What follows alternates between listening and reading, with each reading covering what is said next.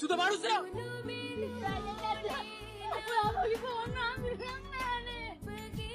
Answer කරන්න නැත්නම් මට ආන්සර් කරන්න ඕන නැති ඉන්න.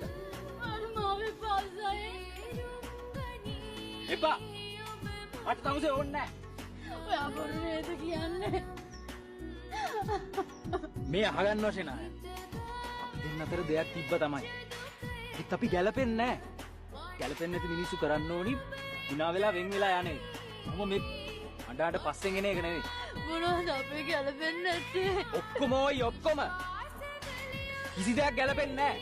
මට තමුසේ ෆීල් වෙන්නේ නැහැ ඔය. එච්චරයි. එහෙනම් මට මගේ පාඩුව ඉන්න දීලා තමුසේ වැඩක් බලා ගන්නවා. ෆීල් වෙන්නේ නැත්තම් මොකටද කාමර ගානේ ගෙනිච්චේ?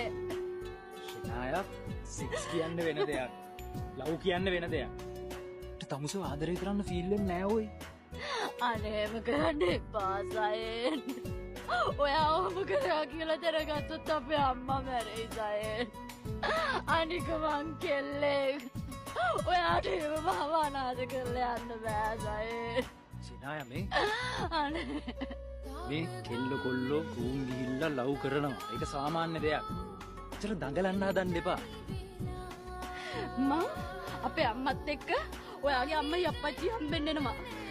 හම්බෙලා හැමදේම කියනවා.